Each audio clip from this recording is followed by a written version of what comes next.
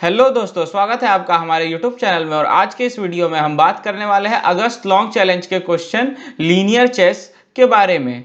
तो ये एक बहुत ही इजी क्वेश्चन है और इस क्वेश्चन में हम लोग को एक लीनियर चेस दिया हुआ है। लीनियर चेस इन एसेंस आप एक वन डायमेंशन एरे समझ सकते हो कि सिर्फ एक ही डायमेंशन में होगा, लीनियर होगा, ऐसा वो लोग ने इसको चेस बोल दिया है। और उसमें एक किंग है और किंग की पोजीशन दी हुई है।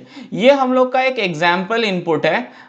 एग्जाम्पल इनपुट में जैसा कि आप देख सकते हो हम लोग ने n की वैल्यू 4 और k की वैल्यू 6 ली है। k की 6 इन सेंस किंग का पोजीशन 6 पे है, किंग 6 पे है, तो हम लोग इधर मार्क कर लेते हैं किंग को कि किंग इस पोजीशन पे है। और n की वैल्यू 4 इन एसेंस किंग के अलावा 4 सोल्जर्स हैं और ये चारों का पोजीशन हम लोग को नीचे इनपुट दिया होगा एक एरे में। तो जो 4 सोल्जर्स हैं तो उसमें से एक सोल्जर का पोजीशन है 4, तो हम लोग इधर मार्क कर लेते हैं 4 पे। उसके बाद एक पोजीशन का सोल्जर का पोजीशन है 3, तो हम लोग मार्क कर लेते हैं 3 पे। एक सोल्जर का पोजीशन है 2, तो हम लोग मार्क कर लेते हैं 2 पे। और एक सोल्जर का पोजीशन है 8, तो इसको हम लोग सोल्जर को मार्क कर लेते हैं 8 पे। तो किंग खड़ा है, इस एग्जाम्पल के हिसाब से किंग है 6th पोजीशन पे और बाकी के सोल्जर्स है बाकी के पोजीशन पे। अब हर सोल्जर अपने पोजीशन पे जो उसकी पोजीशन की वैल्यू होगी हर बार उतना ही आगे बढ़ सकता है। इन एसेंस मतलब वो 3 है, तो अभी जैसे ये 2 वाला है तो 2 वाला 2 से 4 पे जाएगा, फिर 4 से फिर 6 पे जाएगा। मींस वो इनिशियल जो उसकी 2 वैल्यू थी बस उतना ही वो हर बार इंक्रीमेंट कर सकता है अपने पोजीशन में। और 3 वाला है वो हर बार 3 इंक्रीमेंट करेगा, 3 से 6 पे जाएगा, फिर 9 पे जाएगा, 4 वाला 4 से सीधा 8 पे जाएगा, ऐसे जाएगा।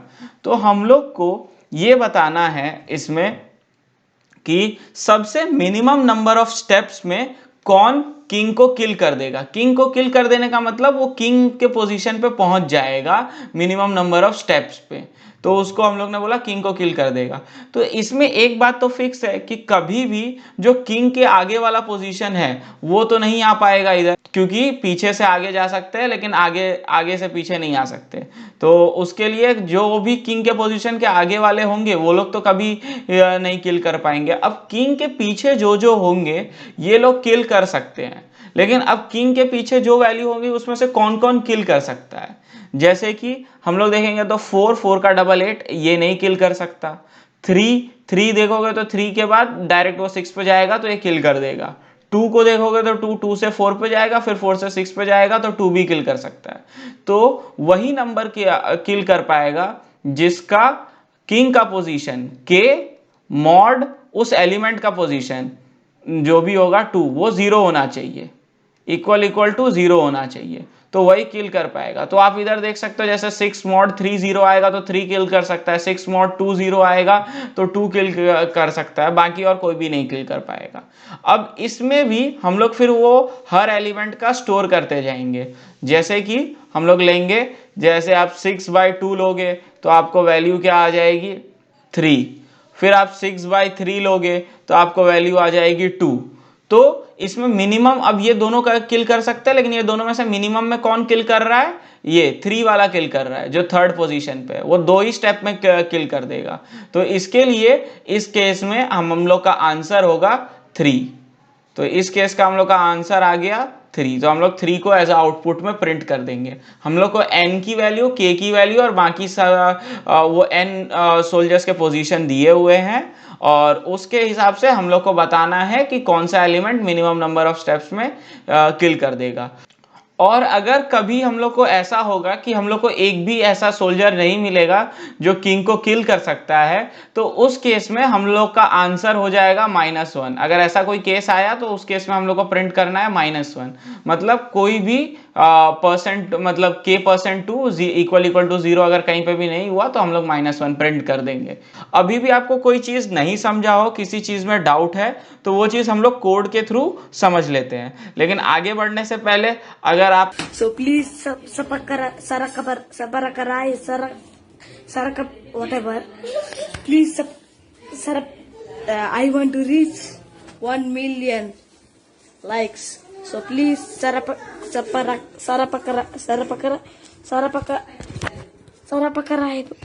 तो ये हम लोग का कोड है, तो इधर हम लोग ने इनिशियली टेस्ट केस की टी की वैल्यू ले ली है। उसके बाद हम लोग ने इधर एक आर को एक बहुत बड़ा नंबर दिया है, जो मैक्सिमम नंबर होगा, जो उसका रेंज से बड़ा एक नंबर दे दिया। ये क्यों दिया ये आप समझ जाओगे आके, मैं समझा दूंगा। उसके बाद हम लोग ने n और m की वैल्यू इनपुट ले ली है। इन एसेंस मतलब n और k की वैल्यू, ये मैंने k के जगह पे m वेरिएबल ले लिया है। तो किंग की पोजीशन की वैल्यू और नंबर ऑफ सोल्जर्स।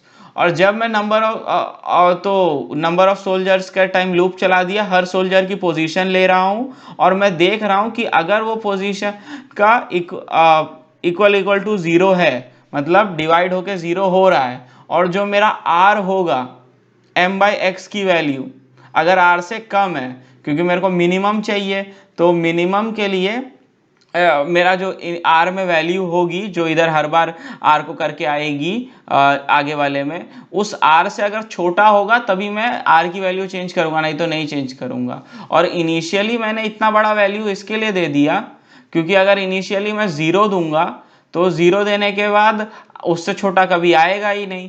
तो उसके लिए मेरे को इस केस में क्या था, मिनिमम चाहिए था, तो मैक्सिमम वैल्यू दूंगा तो r की वैल्यू चेंज होती रहेगी। तो इसके लिए मैंने मैक्सिमम वैल्यू इनिशियली उसको दिया है r को। तो m/x किया, अब मेरे r में जो वैल्यू उससे छोटी है तो इधर जाएगा, फिर मैं r में क्या स्टोर कर दूंगा, जो छोटी वाली वैल्यू होगी m/x, और वो वाला z में मेरा आंसर स्टोर होगा, मैं x डाल दूंगा ताकि मेरे को लास्ट में जो आएगा, फिर ये लूप ऐसे ही चलता जाएगा, हर बार चेक करेगा, फिर नेक्स्ट टाइम उस r से कोई छोटा r मिल जाएगा जो कि डिविजिबल है, %0 आ रहा है, तो r में फिर मैं वो वाला r स्टोर कर लूंगा। ये r हम लोग स्टोर कर रहे हैं हर नेक्स्ट कैलकुलेशन के लिए, और ये z हम लोग का वो आंसर होगा। तो जो पूरे एक इटरेशन के बाद इन्हीं से सारे x लेके जो सबसे छोटा वाला होगा वो हमारे z में होगा, और z की इनिशियल वैल्यू हम लोग ने -1 रखी है। तो अगर एक भी बार ये कंडीशन ट्रू नहीं हुई तो z की वैल्यू -1 ही रहेगी, और z की वैल्यू -1 है तो हम लोग ने -1 प्रिंट कर दिया। मतलब हम लोग को एक भी ऐसा वैल्यू नहीं मिला, जो सोल्जर नहीं मिला जो किंग को किल कर सके, और हम लोग ने -1 प्रिंट कर दिया। और बाकी सारे केसेस में हमारा आंसर z होगा तो हम लोग ने z को प्रिंट कर दिया है। सो थैंक यू दोस्तों, बाकी भी सारे क्वेश्चंस की वीडियो हमारे चैनल पे अवेलेबल है, आप जाके देख सकते हो। और आपको अगर वीडियो पसंद आया हो तो लाइक करें, अपने फ्रेंड्स के साथ इसको ज़रूर शेयर करें।